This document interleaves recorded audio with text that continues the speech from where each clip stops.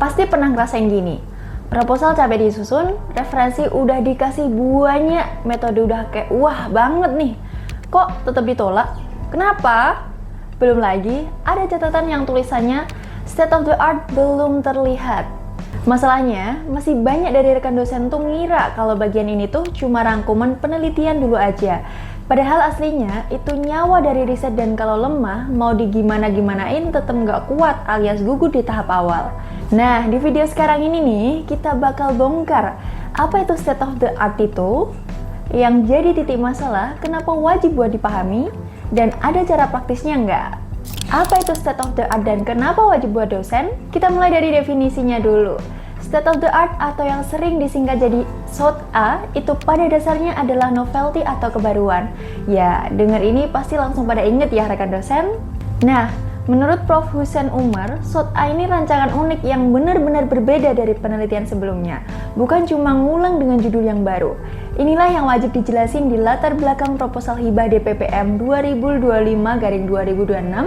State of the art udah bukan cuma satu paragraf, tapi rangkaian logika yang ngejawab siapa peneliti sebelumnya, di mana lokasi penelitiannya, apa masalah yang mereka angkat, metode apa yang dipakai, hasil apa yang udah dicapai, terus kontribusi pembeda apa yang bakal rekan dosen tawarkan nantinya. Dengan kata lain nih, SOTA jadi jembatan antara penelitian lama dan penelitian rekan dosen sendiri. Dampaknya juga cukup besar, mulai dari inilah penyebab utama proposal ditolak kalau absen atau lemah, jadi syarat esensial hibah riset dikti, menentukan lolos enggaknya publikasi Sinta yang nantinya berpengaruh langsung ke DUPA. Jadi, kalau nggak ada state of the art, ya penelitian rekan dosen cuma jadi pengulangan aja nih, nggak ada kontribusinya.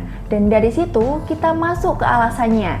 Kenapa SOTA nggak bisa ditawar? Ngomong-ngomong soal karir dosen, ternyata yang bikin capek itu bukan ngajarnya, ya nggak rekan dosen? Tapi administrasi dan kewajiban karirnya ya. Kita harus paham RPS, ngurus PKD, ngerti sistem sister, nyusun roadmap penelitian, sampai mikirin target publikasi ke jurnal Scopus atau Sinta. Dan jujur, banyak dari kita belajar itu semua sendiri, trial dan error. Nah, kalau rekan dosen ngerasa di posisi itu, coba deh cek e-course karir dosen dari duniadosen.com. Di sana ada kumpulan e-course khusus pengembangan karir dosen, mulai dari cara menyusun RPS yang rapi, memahami akun sister biar nggak bingung saat pelaporan, bikin roadmap penelitian jangka panjang, sampai strategi supaya risetmu bisa tembus publikasi bereputasi. Belajarnya fleksibel, bisa diakses kapan aja, dan materinya memang dibuat khusus untuk realita dosen di Indonesia dan ada sertifikat 10 JP sebagai bukti pelatihannya. Semua solusi memahami karir dosen ada di e-course karir dosen. Akses linknya di sini atau cek di deskripsi video ini ya. Siapa tahu ini bisa bantu kamu naik level lebih cepat sebagai dosen.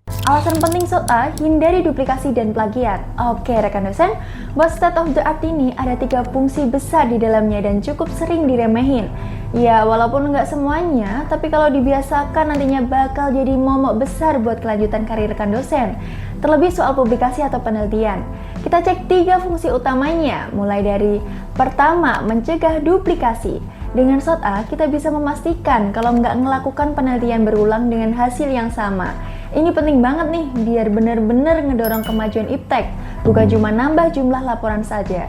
Kedua, menghentikan plagiarisme ide.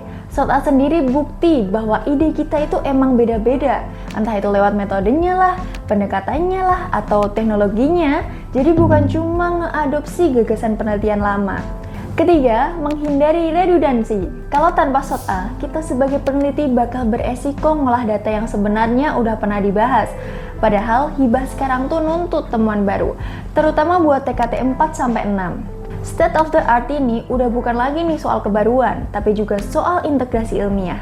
Nah, setelah tahu fungsinya, sekarang coba kita cek gimana aturan resminya di proposal hibah terbaru. Aturan SOTA di proposal hibah DPPM 2025-2026. Di skema penelitian dasar dan terapan, bagian state of the art ini wajib banget dimasukin ke bagian pendahuluan. Sementara buat dosen pemula reguler, afirmasi dan pasca sarjana itu SOTA udah jadi poin khusus dengan judul state of the art dan kebaruan penelitian. Nah, di bagian ini nih, rekan dosen tuh diminta buat ngejabarin secara eksplisit.